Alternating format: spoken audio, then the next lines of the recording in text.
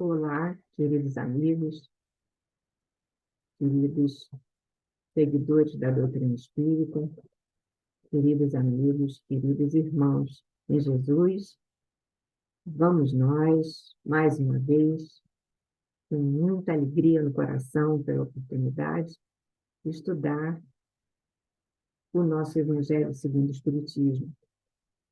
E hoje, esse capítulo é maravilhoso, bom, como todos os são, mas nossa, nós precisamos muito, muito, principalmente na turbulência que vivemos, né? Nesse mundo turbulento que vivemos, desse capítulo. Que continuamos, né? Continuando as bem-aventuranças, hoje nós vamos tratar de bem-aventurados os que são mansos e pacíficos, que é o capítulo 9. E a nossa incumbência é dar conta dele todo, que é uma aventura, mas que nós sabemos que o livro está aí e que essa é apenas uma das vezes, né, em que nós vamos estudar, que estamos estudando o livro dos Espíritos, que sabemos que vamos passar a vida estudando, e, e o difícil é que nós consigamos internalizar tudo o que está aqui. Mas, para isso, Jesus tem muita paciência conosco. Então, eu gostaria de começar compartilhando aqui, para a gente não esquecer, porque ainda está em tempo de nós ajudarmos a festa de Natal da nossa Casa do Caminho. Precisamos correr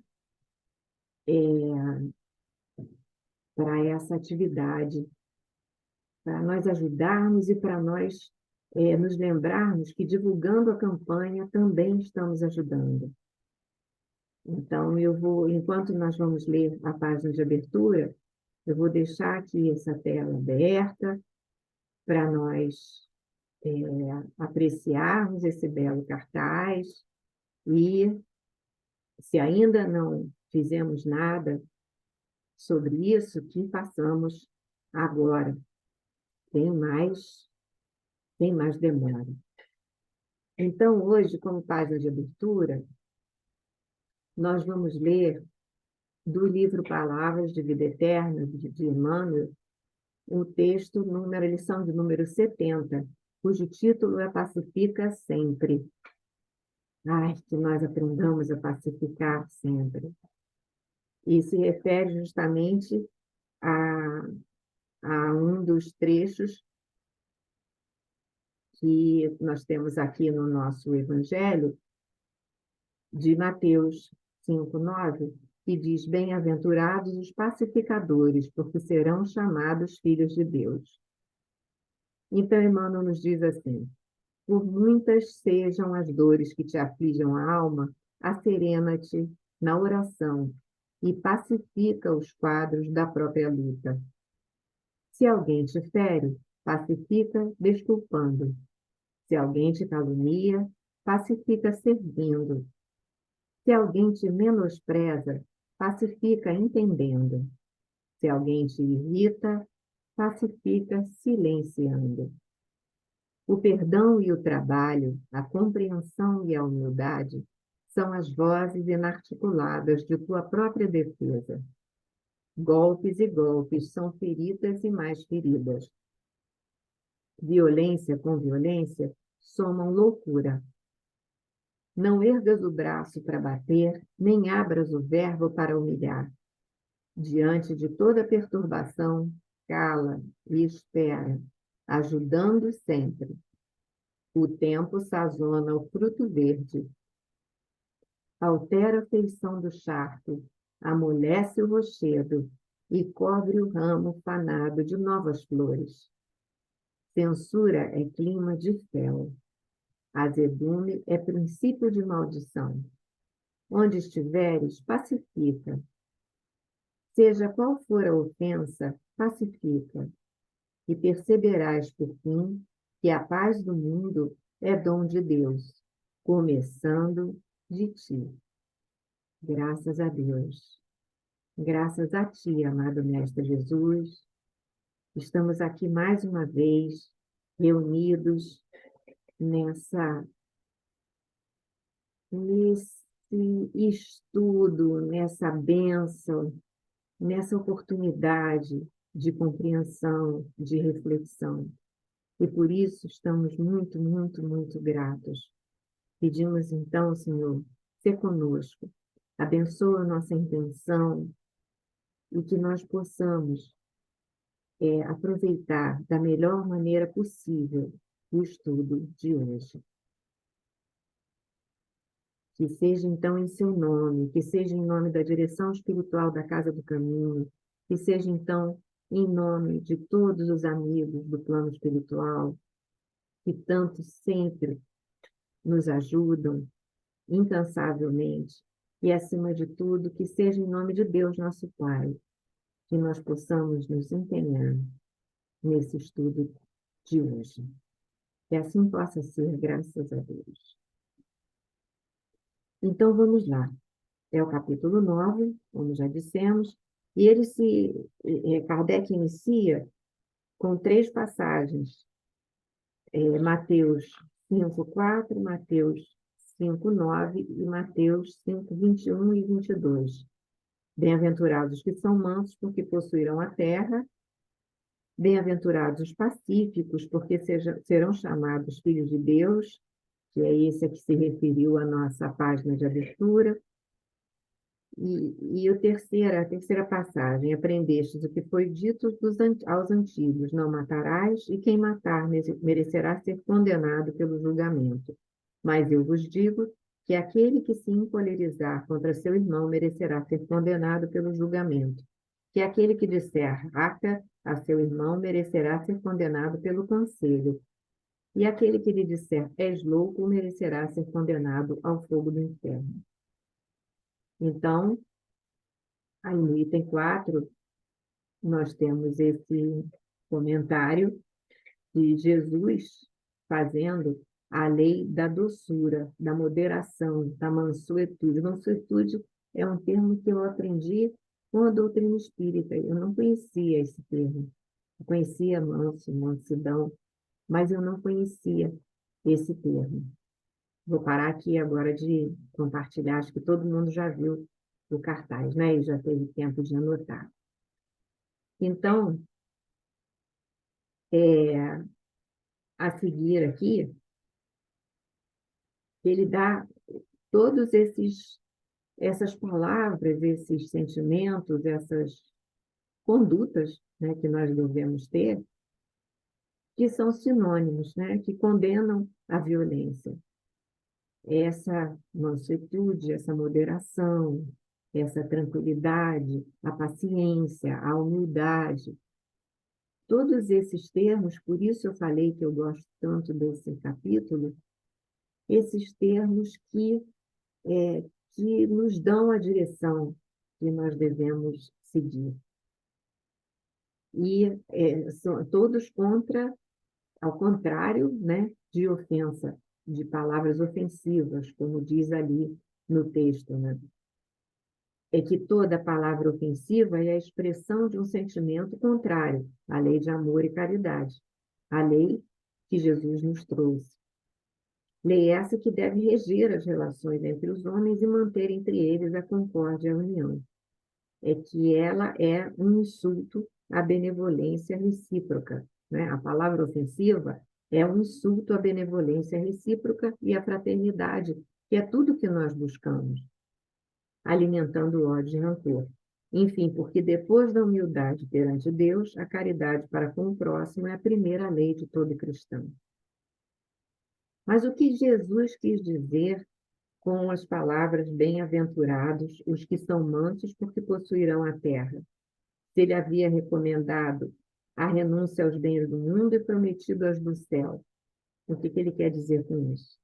O homem, enquanto aguarda os bens do céu, tem necessidade dos da terra. Nós vivemos imersos na matéria nós estamos encarnados graças à matéria, de que é feito o nosso corpo para encarnarmos, e vivemos na matéria.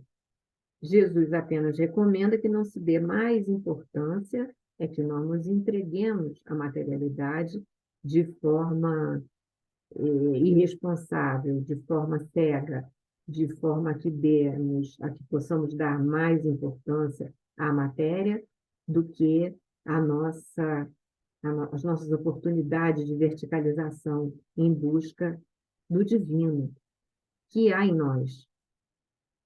Então, ao mesmo tempo que nós temos que olhar para dentro, porque nós temos Deus em nossa essência, porque nós somos criaturas de Deus, e esse sentido da verticalização, para o qual o nosso autoconhecimento é necessário. Então, nós lemos mais adiante: quando a lei do amor e da caridade for a lei da humanidade, não haverá mais egoísmo. Que enquanto houver egoísmo, orgulho e vaidade, nós sabemos que não podemos ter essa predominância da mansuetude, dessa mansidão que nós buscamos.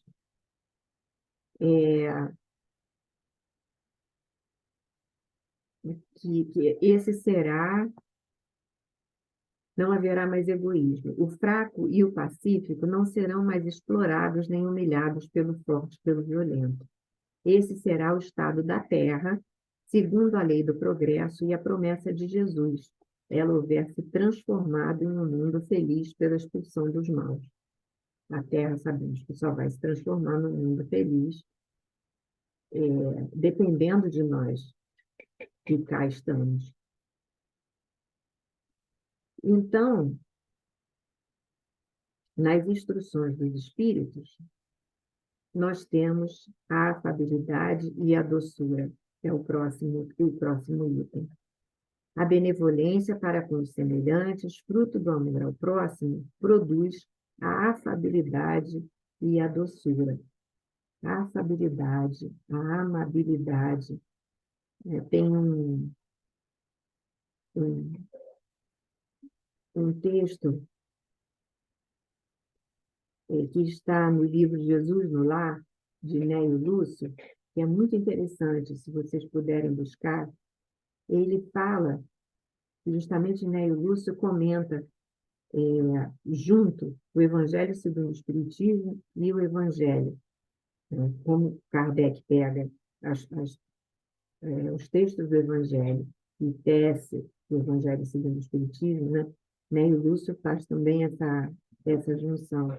Então, ele conta da situação em que Jesus falou esse texto, e que era difícil para os discípulos entenderem por causa mesmo da cultura da época, que era de luta, de beligerância, só se aceitava, só se concebia conquista através de luta. Então, eles acabam, na reunião, na Casa do Caminho, acabam inquirindo Jesus, porque como assim a gente tem que ser manso e aí a gente vai ganhar como? Era difícil para eles essa concepção. Então, nessas essas bem-aventuranças que estão no Sermão do Monte, mas também Jesus falou em várias outras. Claro, isso é a predominância do que Jesus nos trouxe, né? A lei do amor. E essa lei, essas bem-aventuranças baseiam, né, a lei do amor que ele trouxe, que ele veio trazer para nós. E essa incompreensão era grande na época, porque era difícil esse entendimento. Quer dizer, como é que eles iam entender que a influência e a posse da terra, posse dos bens terrenos, né? No caso da terra, que Jesus falou que seria a terra, seriam donos da terra, como é que seria conseguida através de mansuetude? Isso seria a passividade representaria a passividade, todo mundo ia ter que ficar quietinho. Pelo contrário, essas virtudes que nós lutamos para conseguir são as mais ativas. Por que que elas são as mais ativas? Porque elas dependem da nossa luta interior. E é uma luta muito grande. Essa luta, a luta que se concebia era externa e era violenta. Essa luta que Jesus nos traz é nossa conosco, é dentro de nós. Através dessa luta conosco do autoconhecimento e de vencer orgulho, vaidade, é que nós vamos conseguir a não violência, é que nós vamos conseguir alcançar a compreensão, a paciência, a humildade, a benevolência. E isso tudo demanda uma atividade gigante, contínua, cotidiana, dentro de nós. E isso vai, após a conquista, vai florescer, vai trazer a harmonia. E é essa luta que nós temos que vencer.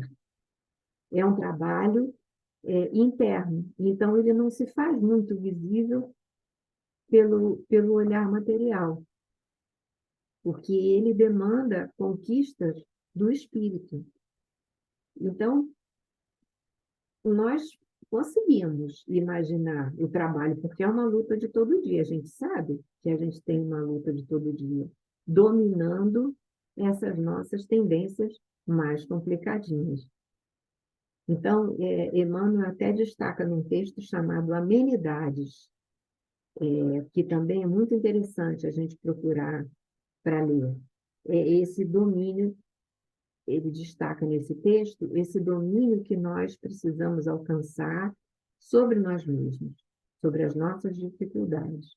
Então, daí o não entendimento dos discípulos, que eles só conseguiam captar, entender conquista através de luta, e nunca por pacificação. Gandhi ainda não estava ali, né? A lógica do Cristo é bem diversa disso. É outra lógica. Então, por isso eu digo, ele falava sobre isso em várias ocasiões, não apenas no Sermão do Monte. Então, como nos fala Emmanuel nesse texto, é uma busca por conquistar a terra, sim, mas a terra de nós mesmos. Ele usa esse termo que eu achei muito bonito, a conquista da terra de nós mesmos. Então, a gente precisa notar que essa conquista, que se baseia na conquista de nós mesmos, né, é que vai gerar a harmonia, a pacificação, que aí vai ser perene. Ao contrário das lutas que há ainda e que havia, que são lutas violentas, mas que têm um resultado rápido, mas que também impérios vão e vêm, né? Vencem e acabam. E essa luta da pacificação, ela promove uma vitória eterna, uma vitória para sempre. Então,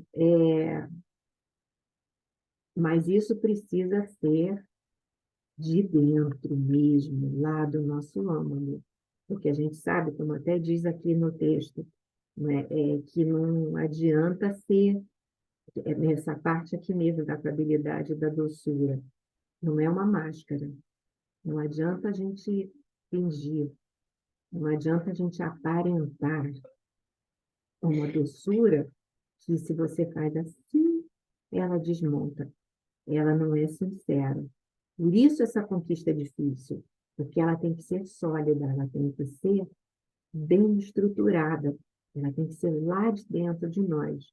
Porque se for só de aparência, a menor contrariedade, ela some. Então, ela não, se ela for só baseada na vaidade, ela vai se desmanchar muito rápido e não vai resultar em nada que seja digno dessa construção do amor. Depois nós temos no item 7, falando sobre a paciência, que a paciência é uma caridade e deveis praticar a lei da caridade ensinada pelo Cristo enviado por Deus. A caridade que consiste na esmola dada aos pobres é a mais fácil de todas. A caridade mais penosa é a de perdoar aqueles que Deus colocou no nosso caminho para serem instrumentos do nosso sofrimento e submeterem à prova a nossa paciência. Nós temos bastante irmãos que nos ensinam a paciência se nós considerarmos, se nós conseguirmos olhar para eles com essa benevolência que nós tentamos aprender aqui nesse capítulo, com essa mansidão, com compreensão, com paciência, sem querer consertar o irmão. Nós conseguimos olhar com essa compreensão, aí está uma prova de caridade muito grande, porque dependeu dessa luta interna nossa, né? De atingir esse objetivo. O fardo que carregamos parece menos pesado quando olhamos para o alto do que quando curvamos a cabeça para a terra. É a verticalização de que eu falei, que nós precisamos. Para conseguirmos alcançar essa benevolência, essa tranquilidade, ao lidar com todos os nossos irmãos, com aí todos os irmãos que nós tocamos no dia a dia, que nós convivemos dentro da nossa casa, no nosso trabalho, em todos os lugares. A seguir, no item 8, obediência e resignação, vem nos dizendo: a doutrina de Jesus ensina por toda parte obediência e resignação. São virtudes que acompanham tudo isso que nós estamos vendo, acompanham a doçura, acompanham a mansuetude, mas são ativas, porque, embora a gente confunda, como está dizendo aqui, a gente acha que isso é ficar paradinho, passividade, e nós já vimos que não é isso, não é nada disso, são forças ativas, pois levam o fardo das provas que a revolta insensata deixa cair. O covarde não pode ser um resignado, assim como o orgulhoso e o egoísta não podem ser criaturas obedientes. Jesus foi a encarnação dessas virtudes e o nosso exemplo maior. Cada época é marcada pela virtude ou pelo vício que deverão salvá-la. A virtude da vossa geração é a atividade intelectual. Seu vício é a indiferença moral.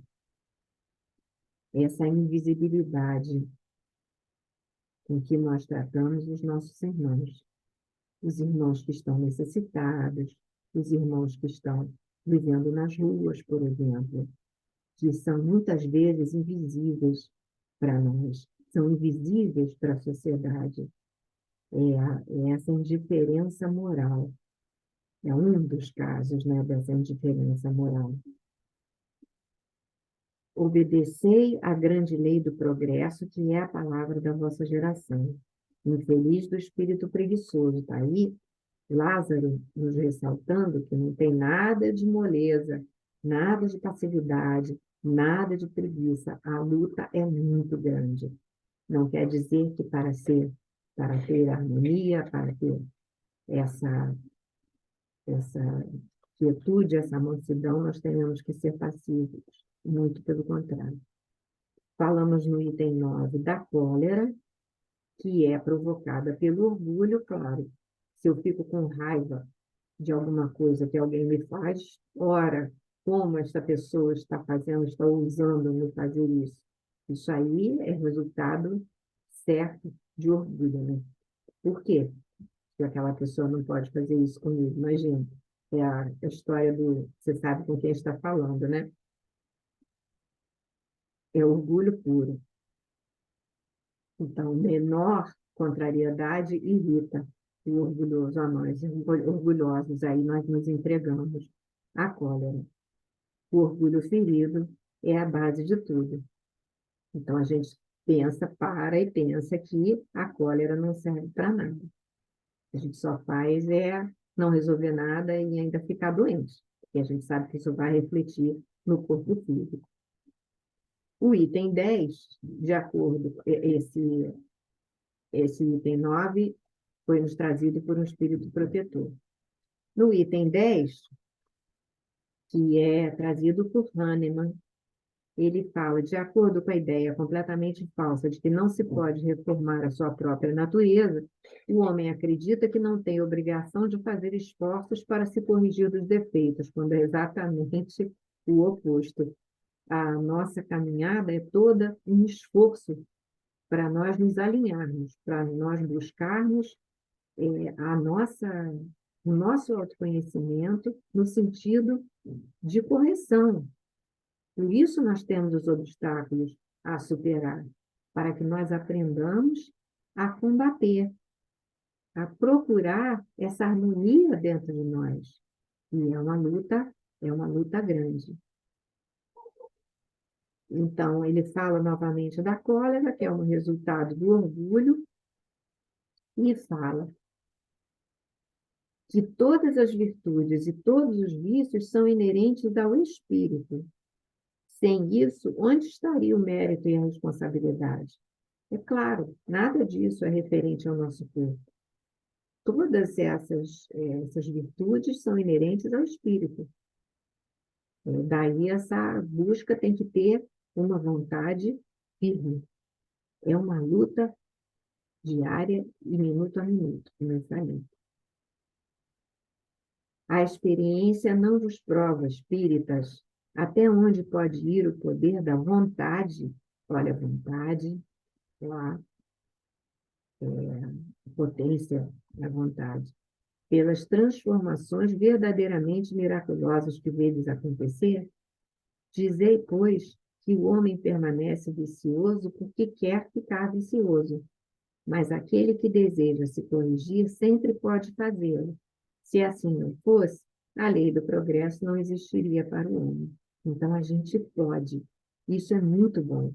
É muito reconfortante a gente saber que nós recebemos esse dom, nós temos vontade, nós temos força, nós temos inteligência, nós temos o pensamento lógico, nós temos a ajuda da doutrina espírita, nós temos a ajuda dos irmãos, nós temos a ajuda de toda a leitura, nós temos a ajuda da nossa casa. Então, nós temos muitas ferramentas à mão. E, paralelamente, temos aí as nossas dores, os nossos tropeços, os nossos obstáculos, que, como a gente viu aqui, graças à lei do progresso, e graças a tudo estar sob a vontade de Deus, debaixo da vontade de Deus, nós sabemos que é para frente que nós andamos. Tudo isso, tudo que nós vivemos, com todas as pessoas com que nós temos contato, tudo está sob a vontade de Deus, sob os desígnios de Deus. Então, isso ajuda a que a gente tenha fé, a que a gente tenha força para essa luta interior. Que nós consigamos, então, queridos, conquistar dentro de nós essa paz. Que nós consigamos conquistar essa mansuetude, essa harmonia que Jesus veio trazer para nós. Muito obrigada pela atenção e vamos estudar. Vamos procurar os textos correlatos às nossas lições e vamos estudar, que isso nos ajuda a que nós possamos nos vencer. Muito obrigada. Graças a Deus.